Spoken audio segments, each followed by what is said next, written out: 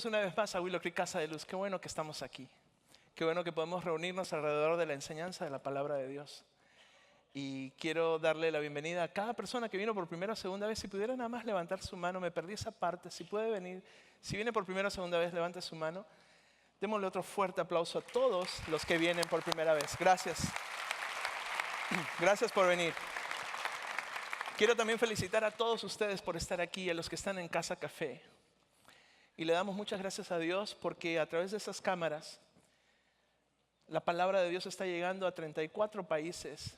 Y quisiera darle las gracias a Dios por los que están en Casa Café y por todos los que nos ven en línea y que compartimos juntos el conocimiento de la palabra de Dios. Permítame orar y darle gracias a Él por su palabra en este día. Padre, gracias por tu palabra. Guíanos a toda verdad. Tu palabra es verdad. Jesucristo es el camino, Él es la vida y Él es la verdad. Y es en el nombre de Jesús, tu Hijo amado, que te damos muchas gracias por tu palabra en medio nuestro en este día. Amén. Amén significa que así sea. Bienvenidos una vez más. Continuamos con la serie La Iglesia en el Corazón de Dios. Hemos titulado La Iglesia en el Corazón de Dios al estudio de la palabra de Dios, capítulo por capítulo, verso por verso, como nos encanta hacerlo aquí en Casa de Luz. Estamos en el libro de los Hechos y hoy nos toca Hechos capítulo 15, versos del 8 en adelante, a ver hasta dónde llegamos. Así que prepárense. Nos encanta ver la palabra de Dios así como Dios la diseñó y lidiar con los temas que nos trae Dios a través de su palabra. Así que para entrar en contexto, especialmente por los que vienen por primera o segunda vez, pensando en ustedes y pensando en aquellos que de repente estaban dormidos la semana pasada mientras yo estaba enseñando, les quiero recordar que hemos aprendido por lo menos 3 cosas en los primeros versos del capítulo 15. Okay, de los versos 1 al 7 aprendimos por lo menos 3 cosas. Aprendimos que hay una responsabilidad especial, importante, a aquellos que enseñamos la palabra de Dios. Por eso es que Dios dice en su palabra que procuremos tú y yo con diligencia, con responsabilidad, presentarnos delante de Dios aprobado como obrero que no tiene de qué avergonzarse y que traza bien, que enseña bien la palabra de verdad. Santiago capítulo 3, verso 1 dice que los que enseñamos la palabra de Dios lo debemos de hacer con responsabilidad, porque si no vamos a traer mayor condenación a nosotros. Y yo diría que eso no es tanto lo negativo, la condenación viene de parte de Dios. No es tan negativo eso, lo que sucede cuando no enseñamos la palabra de Dios correctamente, podemos traer mucha tristeza y confusión a las personas. Y eso es lo que vimos en estos primeros versos. Entrando en contexto, la primera iglesia comenzó en Hechos capítulo 2 y terminamos de revisar el primer viaje misionero de Pablo y Bernabé. ¿Se acuerdan? Estamos por allí. Pablo y Bernabé fueron a pueblos en donde habían gentiles. En aquel entonces habían gentiles y judíos. Judíos y pueblo que no era judío. El mundo se dividía en 2 grupos de personas, judíos y gentiles, judíos y no judíos. Pablo y Bernabé estuvieron en ciudades griegas, romanas, compartiendo el evangelio, las buenas noticias de Jesús. Y después de haber pasado años dando estas buenas noticias, regresan a Antioquía de Siria y allí llegan un grupo de personas, unos maestros que dicen, si no se circuncidan de acuerdo a la ley de Moisés, no son salvos. Nunca lo fueron, es más. ¿Qué sucede con un tipo de enseñanza de esa forma? Que traen tristeza, trae preocupación, trae confusión en las personas que lo reciben. Esto, como aprendimos la semana pasada, fue algo serio, fue algo importante. Pablo y Bernabé tuvieron que irse a la capital, a Jerusalén, a tener esta conversación con los apóstoles, los que estuvieron con Jesús, y también con los ancianos de la iglesia. Los ancianos de la iglesia son personas que son pastores que sobreveen la salud de la iglesia. Y ya hablamos un poquito de esto la semana pasada, nada más les estoy trayendo el contexto. Aprendimos que ser maestro, enseñar lo que Dios nos enseña, es una gran responsabilidad. Y esta responsabilidad no es solo de los que estamos aquí adelante, es también la tuya. Porque cuando tú abres tu palabra, la palabra de Dios cada mañana y de pronto dices, quiero mostrarte lo que Dios me dijo, ya estás siendo tú responsable también de lo que estás enseñando. Entonces hay que hacerlo con prudencia, Hay que hacerlo de acuerdo a lo que Dios enseña en su contexto y por eso nos encanta estudiar la Biblia de esta forma. Lo segundo que aprendimos es que Dios quiere, más que religión, una relación. ¿Se acuerdan? Hablamos de esto por un tiempo. Dios quiere una relación entre los seres humanos y Él. Una relación que se basa o que comienza en un Dios que nos demostró su amor al enviar lo más preciado de Él, que es su Hijo Jesucristo, a este mundo.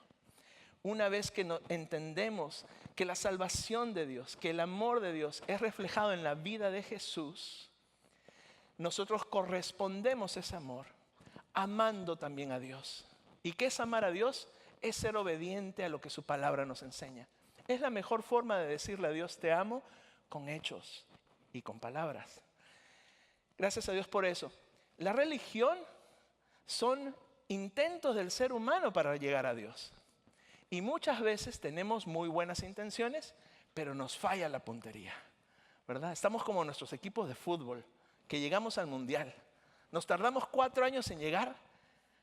Llegamos con muy buenas intenciones, fallamos en la puntería y nos eliminan del mundial. Así de rápido y así de sencillo. Bueno, así también podríamos en esta vida errar. Las religiones son los intentos de los seres humanos para llegar a Dios. Dios quiere más que religiones, una relación personal contigo, una relación que comienza en Él demostrándonos su amor y nosotros correspondiendo a su amor. Hablamos de eso la semana pasada. Y lo tercero que mencionamos es las cosas que sí hacemos con buenas intenciones y con buena puntería. De hecho, ese es el título de la enseñanza. Buenas intenciones, buena puntería. Buenas intenciones, vamos a pegarle al blanco de nuestras vidas. Vamos a tener buena puntería. ¿Qué es tener buenas intenciones y buena puntería? Lo hemos estado viviendo, lo hemos estado celebrando. Por ejemplo, hace semanas atrás celebramos la Santa Cena. Eso es algo que hacemos con regularidad aquí en la iglesia, lo hacemos por lo menos una vez al mes. ¿Por qué lo hacemos? Porque el Señor Jesús dijo, hagan esto en memoria de mí. Él quiere que recordemos a través del pan y del jugo de uva, que el pan representa su cuerpo, que fue partido por ti y por mí, y que el jugo de uva representa la sangre del Cordero de Dios que quita el pecado y que fue derramada en la cruz del Calvario por nosotros. Cuando una iglesia que cree en lo que Dios tiene en su corazón, ¿verdad? La iglesia en el corazón de Dios, practica estas cosas, tiene buena intención y buena puntería. ¿Por qué? Porque es algo bíblico, es algo que Dios enseña en su palabra y que nos anima a Él a practicar. Lo celebramos y lo continuaremos haciendo con su ayuda. También les compartía cómo más de 300 personas en este último año solamente, 300 de ustedes, han hecho esta oración que usualmente hacemos al término de cada enseñanza, donde nos ponemos a cuentas con Dios, donde le pedimos perdón y le decimos, guíanos por favor de ahora en adelante. Queremos hacer las cosas mejor o bien en tu nombre y con tu ayuda. Gracias a Dios, más de 300 personas. Eso es tener buenas intenciones y buena puntería. Porque lo que Dios quiere para ti y para mí es que entendamos que es importante arrepentirnos de nuestros pecados, porque el reino de los cielos se ha acercado. De hecho, Juan el Bautista, aquel que vino a abrir el camino del Señor Jesús, enseñaba lo mismo. Arrepiéntanse porque el reino de los cielos ha llegado. Y Jesús mismo enseñaba, hay que arrepentirnos, darle la espalda a nuestro pecado, ir en pos de Dios. Eso significa arrepentimiento. Porque el reino de los cielos se ha acercado. Y en el caso de Jesús, cuando Él decía estas cosas, Él decía que el reino se había acercado porque se había acercado a través de su Rey, que es Jesús. Y así también el día de hoy tú y yo podemos llegar a cualquier lugar donde lleguemos en su nombre. Somos parte de su reino y podemos ser de testimonio para todos de que es necesario ponernos a cuentas con Dios. Es la voluntad de nuestro buen Dios. Más de 300 personas han dado este paso de fe y de obediencia. Eso es tener buenas intenciones y buena puntería. Más de 120 personas han sido bautizadas en los últimos 14 meses. Esas son personas que han dicho, yo he puesto mi confianza en Jesucristo.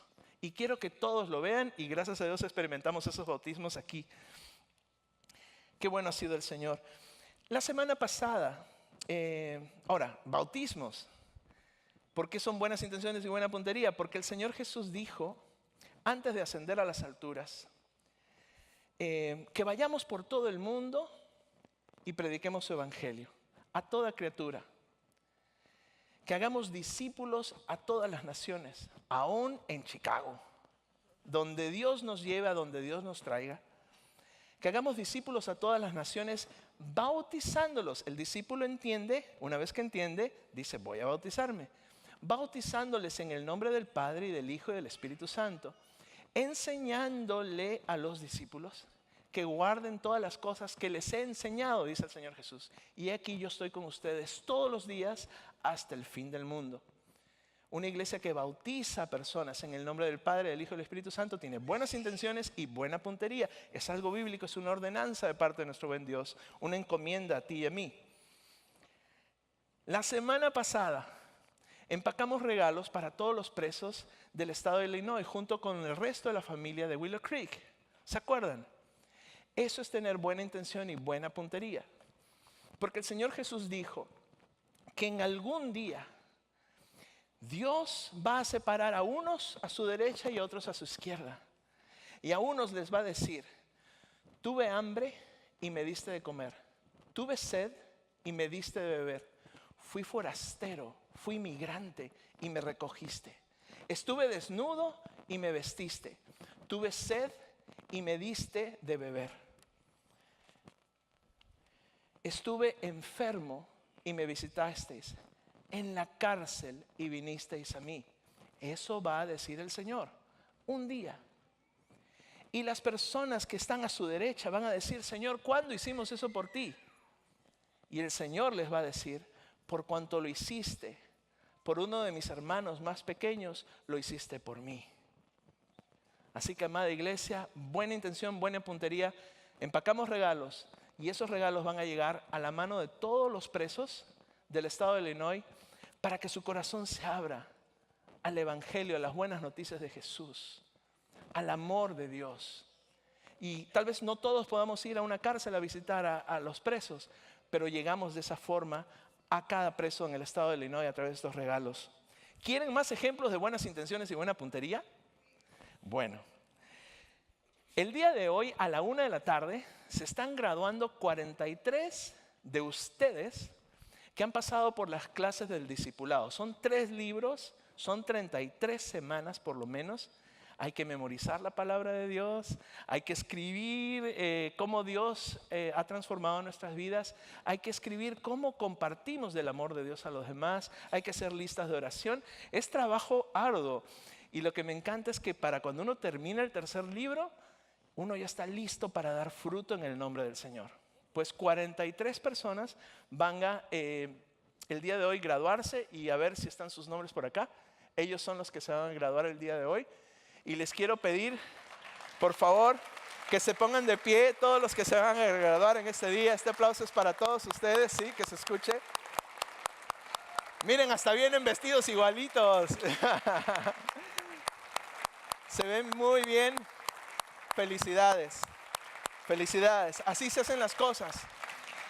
Esto es tener buenas intenciones y buena puntería. El Señor nos encomendó a ser discípulos y han sido muy buenos discípulos, muy buenos estudiantes. Así que adelante.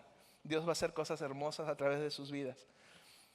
Y algo que como iglesia de Willow Creek hemos hecho también bastante bien, es precisamente el video que les quiero enseñar, y después les platico de qué se trata. Cambios importantes para nuestra amada iglesia de Willow Creek. Que corra video, por favor. En la primavera del 2018, Willow entró a una de las etapas más difíciles y dolorosas en la historia de nuestra iglesia.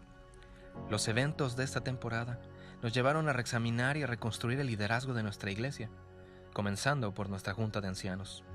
En agosto, se formó un comité de selección de ancianos compuesto por 18 miembros de la congregación, 5 miembros del staff y 2 ancianos en función. A este comité se le dio plena autoridad para crear el mejor proceso y tomar la decisión final de quién serviría en esta nueva junta de ancianos. Después, ustedes ayudaron nominando a más de 100 ancianos potenciales, gente que ha ganado su respeto y que está profundamente comprometida con nuestra iglesia. Por los últimos 3 meses, el comité de selección se ha reunido con los potenciales candidatos, conduciendo entrevistas que se han enfocado en madurez espiritual, discernimiento, sabiduría, valentía, veracidad, mayordomía y liderazgo. La presencia de Dios ha sido evidente y palpable desde el día 1. Durante el proceso, los miembros del comité de selección interactuaron con cada uno de los ancianos nominados. Hoy, miembros del comité han apoyado unánimemente a cada uno de los 11 ancianos elegidos. Los ancianos que les presentamos hoy provienen de un diverso rango de experiencias y trasfondos, pero todos comparten el amor por nuestra iglesia y han dispuesto a dar un paso adelante, liderando a la iglesia en esta temporada desafiante. Estamos emocionados de presentarles hoy a los candidatos a nuestra Junta de Ancianos de Willow Creek Church. Barb ha asistido a Willow por 25 años. Actualmente sirve en Safe Family en el Ministerio de Prisiones. Jeff ha asistido a Willow por 11 años, sirviendo en el equipo de oración, dirigiendo a los grupos de hogar de hombres y es miembro consejero del LAC. Jeff ha asistido a Willow Creek por 27 años, sirviendo en Promised Land con los niños menores de 5 años. Joanna ha asistido a Willow por 14 años, sirviendo en Promised Land, Elevate y en el Ministerio de Mujeres. John ha asistido a Willow por 35 años y ha servido en Promised Land y como estratega del equipo en el LAC de Willow Huntley. Mary ha asistido a Willow por 8 años, ha servido en Student Impact, Alpha y el Ministerio de Prisiones. Michael ha asistido a Willow por 12 años, sirviendo como líder de grupo en casa, Prison Pen Pal y coordinador de voluntarios de bautismos, así como conferencista en los desayunos de hombres. Roger ha asistido a Willow por 21 años, sirviendo como líder de discipulado, líder de grupo de hogar y director de bienvenida. Shoji ha asistido a Willow por 20 años, sirviendo en compasión y justicia, tanto local como globalmente. Silvia ha asistido a Willow por 18 años, ha servido como pastor y maestra de familia en Casa de Luz. Steve ha asistido a Willow por 8 años, ha servido en Promised Land y como mentor. Hemos visto cómo Dios se ha movido en este proceso y anhelamos ver su voluntad para el futuro de nuestra iglesia.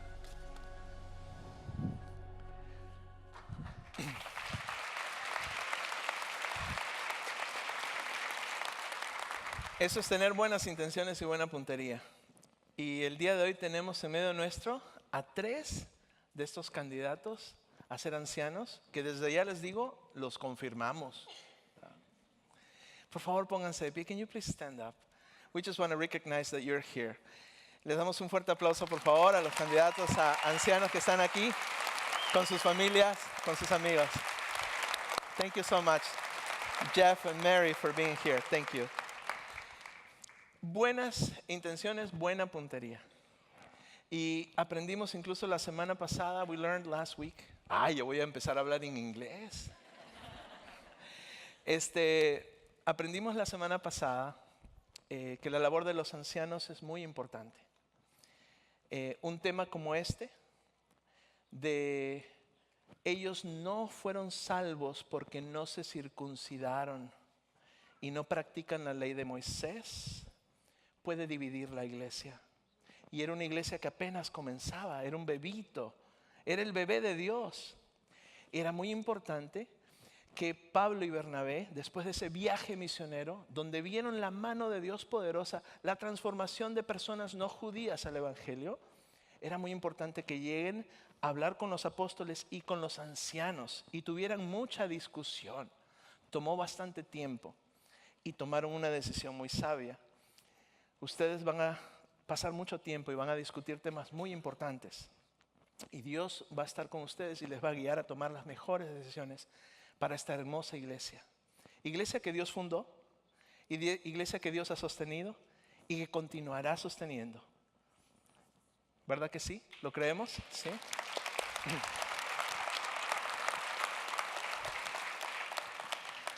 Aprendimos hasta el momento que la salvación del ser humano es por gracia, por medio de la fe en Jesucristo. Es un regalo de Dios, es algo que no podemos obtener o trabajar para obtener. Es algo que debemos de recibir, es un regalo. ¿Qué haces tú con un regalo? Pues lo abres, lo disfrutas, lo compartes. La salvación es así, hablamos de esto la semana pasada. Es por gracia, es inmerecido. Y es por medio de la fe, no en cosas o en otras personas más que en Jesús. También lo que aprendimos es que la misma fe es un regalo de Dios. Así que no podemos ponernos los moños de que mira qué buena, que cuánta fe tengo. No, cuidado. Porque aún la fe que tenemos es un regalo también de Dios. Y si queremos que Dios nos dé más de ese regalo, hay que pedírselo. Y les voy dando un secreto que debe ser bastante público. Cada vez que nos exponemos a la enseñanza de la palabra de Dios, nuestra fe crece. ¿Ok? Muy importante, la fe es un regalo de Dios y esta puede crecer cuando nos exponemos a ella. También aprendimos que nosotros somos salvos. No somos salvos por lo que hacemos. Ojo, porque hay algunos que dicen que la salvación es por obras y no es así. No hay algo que podamos hacer tú y yo para ser salvos. Es regalo de Dios. Pero hacemos las cosas porque somos salvos. No nos vayamos a confundir. La semana pasada empacamos regalos, no porque al hacerlo obtendremos la salvación. Empacamos regalos porque somos salvos, porque hemos entendido el corazón de Dios y la voluntad de Él para nuestro mundo, nuestro entorno. Hechos capítulo 15, verso 8, y el tiempo corre. Vamos a ver un Pedro que dice lo siguiente: y Dios, que conoce los corazones, les dio testimonio a ellos, a los no judíos, dándoles el Espíritu Santo lo mismo que a nosotros. Si nos vamos acordando, lo que Pedro está haciendo es recordar cómo Dios usó la vida de él, lo estudiamos aquí, para ir a la casa de un centurión, un soldado romano que tenía bajo su comando a 100 soldados romanos. ¿Se acuerdan cómo Dios lidió con Pedro y también con Cornelio? Para que Pedro vaya a la casa de este gentil, persona no judía del gobierno opresor de Roma, quien tenía un cargo importante al tener 100 soldados bajo su comando. Este hombre también había Dios lidiado con él y le dijo: ve, envía hombres a Jope y trae a este Simón que se llama Pedro, porque él tiene palabras de salvación para ti y para toda tu casa. ¿Qué hizo Cornelio? Se trajo a toda su familia, vecinos, amigos. Seguro que hasta le ordenó a los 11 soldados, a los 100 soldados: vengan a mi casa. ¿Por qué? Porque Cornelio sabía que venía este hombre llamado Pedro a dar palabra de salvación. Así también tú y yo el día de hoy tenemos la oportunidad de invitar a nuestros familiares, amigos, conocidos, desconocidos, a todos nuestros servicios de Navidad. Es más, a todos los servicios del fin de semana. ¿Por qué? Porque con la ayuda de Dios vamos a seguir enseñando palabras de salvación para ti y para mí cada vez que nos reunimos en su nombre. Así que podemos imitar el ejemplo de Cornelio allí. Y Pedro está recordando ese momento en que él está hablando el evangelio. Les está dando a conocer a Cornelio. Cornelio era una persona piadosa, era una persona religiosa. Él no quería adorar un montón de dioses como los demás romanos lo hacían. Él adoraba al Dios verdadero. Es más, practicaba algunas cosas que hacía la religión judía. Oraba a la misma hora, incluso, por ejemplo. Pero aún a él le hacía falta conocer que Dios ya había enviado, que el Dios verdadero ya había enviado al Mesías, al Cristo, y que su nombre era Jesús. Le faltaba conocer eso para experimentar salvación. Por eso fue Pedro a la casa de Cornelio. Y bueno, mientras Pedro está hablando, viene el Espíritu Santo, llena toda la casa, y lo que Pedro está haciendo en este verso es recordándoles a todos que Dios, que conoce los corazones, les dio el testimonio a ellos, a los no judíos, dándoles el mismo Espíritu Santo que también se nos dio a nosotros. ¿Cuándo? En el día de Pentecostés. Cuando estaban estos 120 judíos reunidos en un segundo piso, vino el Espíritu Santo. Pues Pedro dice, pues así también vino a la casa de Cornelio. Lo mismo ocurrió con ellos. Verso 9 dice: y ninguna diferencia hizo Dios entre nosotros judíos y ellos no judíos, purificando igual, de la misma forma, por la fe en Jesucristo, sus corazones. Familia, dos cosas muy importantes. La salvación de Dios está disponible para todos, sin acepción de personas. Romanos 2:11. Tome nota. Y la fe en Jesucristo es la que purifica nuestros corazones. Si tenemos problemas con el pecado, si no podemos dejar de pecar, tal vez estás creyendo esa mentira. Dile al Señor, Señor, ayúdame a dejar esto que sé que no es tu voluntad. Ayúdame en este momento, dame fuerzas que ahorita no tengo. Ayúdame tú, perdóname por haberte dado la espalda y permíteme seguir tu camino. ¿Ok? Cuando hacemos eso, esa fe en Jesucristo es la que va a purificar nuestra vida, nuestro corazón. Es lo que nos enseñan estos versos. Ellos fueron purificados por la fe. Sus corazones fueron purificados. Verso 10. Ahora pues, dice Pedro. Me encanta Pedro. Me encanta Pedro porque él demuestra un par de dones aquí muy importantes. El don del pastorado. Él es una persona que ama a la gente, que alimenta, cuida y dirige a la gente. Y también demuestra el don del liderazgo, donde cuando él habla, usa su influencia para llevar a la gente de un lugar hacia otro lugar mejor. Cuando Pedro está hablando, todos están escuchando. Y lo que Pedro está diciendo, ¿por qué tientan a Dios? Amigos, los seres humanos estamos experimentados en esta área. Tentamos muchas veces a Dios. Algunos nos atrevemos a decir, Dios no existe, o Dios retarda sus promesas. Se ha olvidado de aquello que Él dijo. Él no va a aparecer en las circunstancias de mi vida. Algunos piensan así y al pensar así tientan a Dios. Otros, como en este caso, están enseñando cosas que la palabra de Dios no apoya y de esa forma están tentando a Dios. ¿Por qué tentáis a Dios? Dice Pedro, poniendo sobre la cerviz de los discípulos, de estos bebitos en Jesús, de esta nueva iglesia que comienza. ¿Por qué ponen un yugo que ni nuestros padres ni nosotros hemos podido llevar? Pedro dice estas cosas. Inmediatamente la mente de la gente va a esta figura. A ver si ponemos la fotito. Ahí viene, ya vino. Eso que está entre estos dos animales de carga es el yugo. Y se pone sobre el cuello del animalito. ¿Ok? Usualmente uno de ellos es el experimentado. Es el que ya lo ha hecho antes. Y el otro animalito es el que tiene menos experiencia, pero tal vez más energía.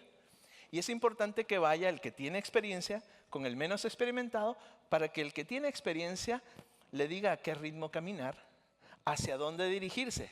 ¿Ok? Lo que está sucediendo aquí es que Pedro les dice, ustedes están poniendo un yugo que ni ustedes, ni sus padres, ni nuestros padres, ni nosotros hemos podido llevar. En otras palabras, imagínense que desaparezca uno de estos dos y se quede el otro animal así como de lado, ¿no? Y no puede ni avanzar. Eso es lo que está pasando cuando enseñamos cosas que en realidad no están en el corazón de Dios. Porque ¿qué decían ellos? Hay que circuncidarlos y tienen que seguir la ley de Moisés. Para ese momento circuncidarlos pues es algo que ya se ha normalizado. Ya hablamos de esto, ¿verdad? Van a ser un hijo varón y le preguntan a uno, ¿quieres circuncidarlo? Pues sí o no.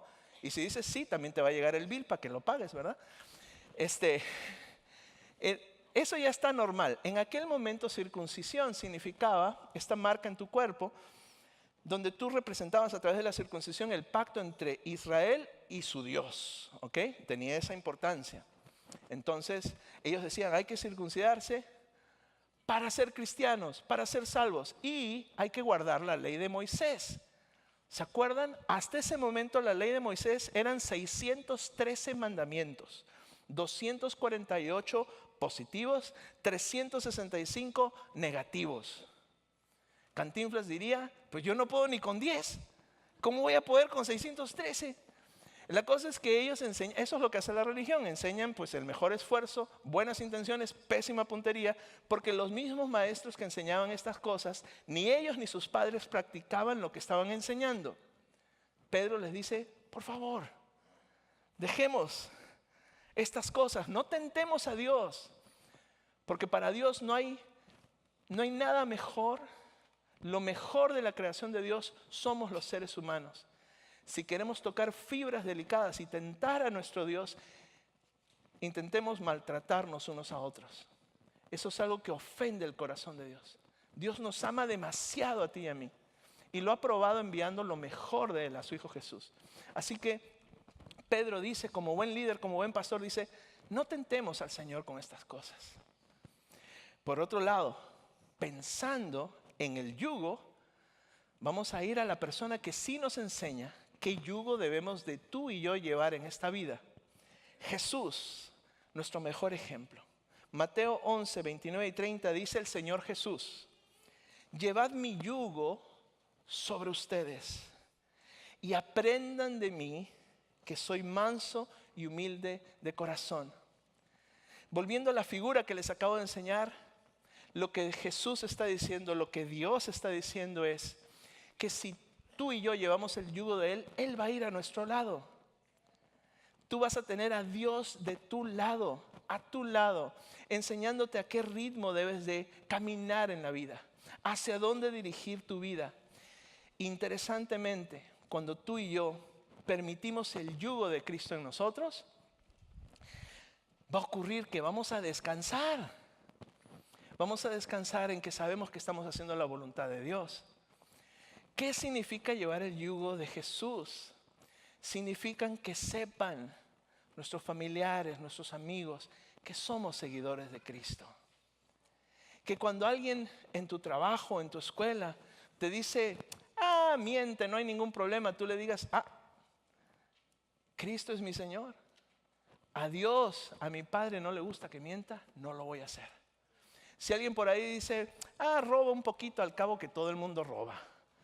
No, Dios es testigo y voy a hacer lo que Él me pide que haga. Y Él me dice que no robe. Eso significa llevar el yugo del Señor. ¿Y sabes qué? Al final del día, por hacerle caso a Dios, vas a sentir paz y va a haber descanso para tu alma. Así que ese yugo sí hay que llevar, porque realmente es fácil y es ligera la carga, esta carga del Señor. Verso 11, antes creemos que por la gracia del Señor Jesús seremos salvos de igual modo que ellos. Dos posturas y voy a tener que ir rápido porque si no, no avanzo con la enseñanza aquí. Dos posturas importantes. Acá nos encanta enseñar la Biblia y traer las posturas más creíbles con respecto a algunas verdades que encontramos en la Biblia, como este verso, por ejemplo, se ve una postura, dice, es señal de humildad.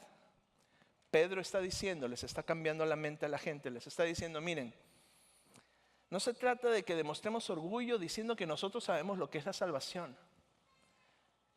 Ojalá que nosotros seamos salvos como ellos ya lo son. Esa es una postura. Me encanta cómo vemos las cosas de esa forma. Pedro aprendió de Jesús. ¿Cuántos se acuerdan de la historia del buen samaritano? Esa historia, ¿verdad? Había una persona moribunda, lo acababan de asaltar, lo dejaron medio muerto en el camino. 3 personas pasaron por su lado. 2 pasaron por su lado, una se detuvo. Este era de Samaria, por eso es el buen samaritano. Este extiende su mano, lo lleva a un lugar donde lo atienden, paga por todo y conocemos la historia de esta forma. Cuando el Señor Jesús enseñaba esta historia, Él hizo una pregunta al final de esta historia y dijo, ¿quién creen que es el prójimo de esta persona que estaba en el piso moribunda? Y la gente dijo, pues el samaritano. Nos damos cuenta de cómo Jesús demuestra, nos cambia la perspectiva. El día de hoy, si yo te pregunto quién es tu prójimo, tú vas a pensar en alguien que está en necesidad y vas a decir, bueno, ese es mi prójimo, tengo que hacer algo por él. Lo que el Señor Jesús nos enseñó en esa ocasión y nos enseña es que nuestro prójimo es aquel que nos da la mano a nosotros. ¡Wow! ¡Qué cambio de perspectiva!, ¿verdad? Entonces, si tú me preguntas quién es mi prójimo, quién fue mi prójimo, cuando yo estaba perdido, sin amor, sin fe, sin esperanza en la ciudad de Chicago, siendo joven, secando carros en una gasolinera, no tenía visión hacia el futuro. Mis amigos pues eran de aquellos que si entras a la cárcel no te van a ir a visitar. Estando en esa situación, mi prójimo fue una iglesia como Casa de Luz, que llegó a ese centro de trabajo donde mi mamá y yo secábamos carros y nos hablaban del amor de Dios y nos traían comida y me empezaban a demostrar con hechos el amor de Dios. Ellos fueron mi prójimo para mí. ¿Se dan cuenta cómo la palabra de Dios nos cambia la perspectiva? Una posición acerca de este verso es que Pedro toma una posición humilde. Dice, pues ojalá que seamos salvos así como ellos ya lo son. La segunda posición es que Pedro sabía su Biblia y sabía que la salvación de Dios no solo era para los judíos, sino también para los gentiles o pueblo no judío. Y que en ese momento en que los gentiles, pueblo no judío, estaban recibiendo las buenas noticias del Evangelio, se estaban convirtiendo a Jesús, venían a ser cristianos, en ese momento estaba el período de la salvación de los gentiles, de los no judíos. Ese período, por eso digo que Pedro sabía su Biblia, algunos piensan que sí sabía su Biblia. Ese período se acaba con la segunda venida de Cristo. Y después de la segunda venida de Cristo viene una conversión masiva del pueblo judío a Jesús. Eso hablan las profecías. Aquí en Casa de Luz, al estudiar el libro de Lucas, estudiamos las señales antes del fin. Estudiamos acerca de cómo Dios dijo que iba a venir su Hijo por primera vez y vino en un pesebre. Cómo Dios va a volver por segunda vez, Jesús lo anunció, y va a volver como juez en ese momento. También se habla acerca de las señales antes del fin de todas las cosas. Eso ya lo aprendimos. Usted puede revisar la enseñanza. Lo más importante no es saber cuándo van a ocurrir estas cosas. Lo más importante es estar preparados. Porque ya sea que Jesús vuelva por segunda vez, o ya sea que nosotros vayamos con Él, lo más importante es estar preparados. Si el Señor Jesús viniera en este momento, y ya las profecías han sido cumplidas, de hecho, viéndolo futbolísticamente, estamos como en el sobretiempo. Ya terminó el primer tiempo de 45 minutos, ya hubo el descanso de 15, empezó el segundo tiempo, ya terminó el segundo tiempo, estamos en sobretiempo en realidad. Pero Dios quiere que le conozcamos. Todavía es el tiempo de toda la humanidad de venir a sus pies.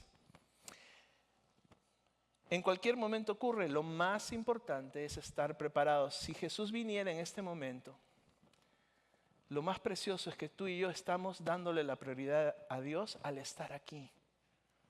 Estamos siendo preparados para nuestro encuentro con Él. Así que por eso también les felicito. Bueno, fíjense todo lo que uno puede decir con un verso nada más. Esas dos posturas, la postura humilde o de que Pedro sabía su Biblia y sabía profecía. Verso 12, entonces toda la multitud cayó. Una vez que se callan, empiezan a oír a Bernabé y a Pablo, que ahora sí sacan su testirrollo, ¿verdad? Así, y empiezan ahí a hablar de las maravillas, de las señales hechas por Dios por medio de ellos a estos gentiles que eran pueblo no judío. ¿Cómo Dios había confirmado a través de ese primer viaje misionero que estudiamos acá? Con señales, con prodigios, su palabra. ¿Cómo Dios daba testimonio a través de sus hechos de su poder, actuando, dirigiendo, fortaleciendo, sanando, afirmando su palabra, salvando tanto a judíos como a gentiles? Ellos empezaban a contarle a los discípulos y a los ancianos todo lo que Dios había hecho. Primero habló Pedro, ahora hablan Pablo y Bernabé, y ahora entra otro personaje a la escena. Verso 13, y cuando ellos callaron, Jacobo respondió diciendo, varones hermanos, ahora me tienen que escuchar a mí. Y cuando Jacobo hablaba, los hermanos en ese momento sabían quién era Jacobo. Jacobo era el medio hermano de Jesús, que también se le llama Santiago. Él, cuando estudiamos la Biblia nos damos cuenta que él y sus hermanos no creyeron en Jesús mientras que Jesús estaba en vida. La tradición nos enseña que él se convierte a la fe de Jesús, que él reconoce que su hermano con quien creció toda la vida era su Cristo y su Mesías y se convierte en uno de los líderes de esta primera iglesia. Pues aquí está hablando el medio hermano de Jesús porque es hijo de María también. Entonces se levanta Santiago. Bueno, digo yo que se levanta, de repente estaba sentado, ¿verdad? Dicen también que algo interesante, que Santiago tenía las rodillas de camello, porque le encantaba la oración y le encantaba orar de rodillas. Ahora, una amiga norteamericana que trata de hablar español diría, a mí se me hace que tenía las rodillas de camello o tenía artritis. Porque ella trata de decir artritis, pero no le sale, entonces dice artiritis, ¿no? Bueno, sea lo que sea, rodillas de camello o artiritis, ahí estaba el Santiago y se levanta y me encanta. Comienza diciendo, somos hermanos. Hermanos, oídme, pongan atención. Simón, Pedro, ha contado cómo Dios visitó por primera vez a los gentiles, recordando, ¿no?, su encuentro con Cornelio, para tomar de ellos pueblo para su nombre. Dios trajo a la casa de Cornelio al conocimiento de su evangelio. Verso 15. Y con esto concuerdan las palabras de los profetas, que es como está escrito. Yo me imagino que Santiago o Jacobo, cuando le cae el 20, cuando entiende que Jesús, con quien había crecido, hermano perfecto. ¿Alguno ha tenido un hermano perfecto? Pues imagínense ser hermanos de Jesús. Un hijo que siempre le hace caso a los papás, que todo lo hace bien, le dejan tarea y hace toda la tarea, ¿no? Imagínense, el hijo perfecto. Yo imagino que Santiago hasta no se llevaba tan bien con Jesús porque era tan perfecto, ¿no? Y bueno, yo imagino que cuando él ve a su hermano resucitado, cuando le reconoce como el Cristo, el Mesías prometido, empieza a leer la Biblia y dice, ¿dónde están las profecías que hablaban de mi hermano? ¿Cómo no me di cuenta? ¿No? Y entonces él se encuentra, por ejemplo, con el profeta Amós. Y es lo que dicen los siguientes versos. El profeta Amós, capítulo 9, verso 11, dice lo siguiente: después de esto, volveré y reedificaré el tabernáculo de David que está caído. Les voy a ir dando la interpretación. Está hablando de un periodo de tiempo en que el tabernáculo de David, o esta casa movible de David, va a estar caída por un tiempo y se van a repartir sus ruinas, pero la volveré a levantar. Y durante ese tiempo en que la casa de David está en ruinas o está caída,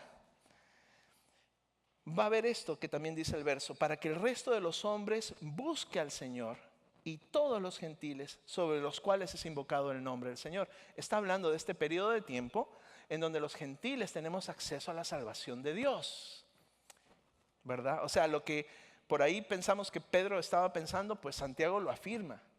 Dice, los profetas han hablado de este tiempo. Los gentiles se están convirtiendo. Es el tiempo del cual hablaba el profeta Amós. Por cierto, ¿cuántos están en el Instituto Bíblico y Liderazgo de Casa? ¿Cómo estuvo el examen de los profetas menores? Ahí más o menos. Ahí bajaron la mano, así como no me digan nada.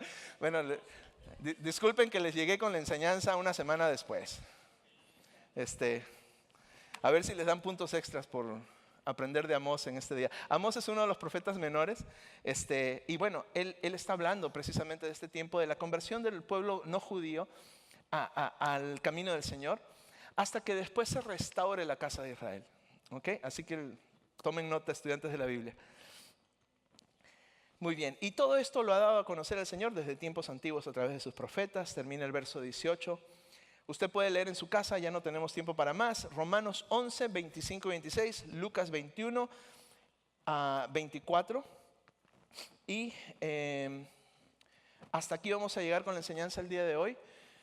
¿Qué les parece si hacemos una oración, cantamos una canción, escuchamos los anuncios que el pastor Fabián nos tiene en video? Pero nos damos la oportunidad de ponernos a cuentas con nuestro buen Dios. Esto es tener buenas intenciones y buena puntería. Así que cerramos nuestros ojos para no distraernos. Y Brian, si quieres puedes ir preparándote aquí adelante. Cerramos nuestros ojos, vamos a hacer una oración. Todos los que están en Casa Café, los que nos ven en línea, los que estamos aquí en la capilla, por favor apóyenme en esta oración.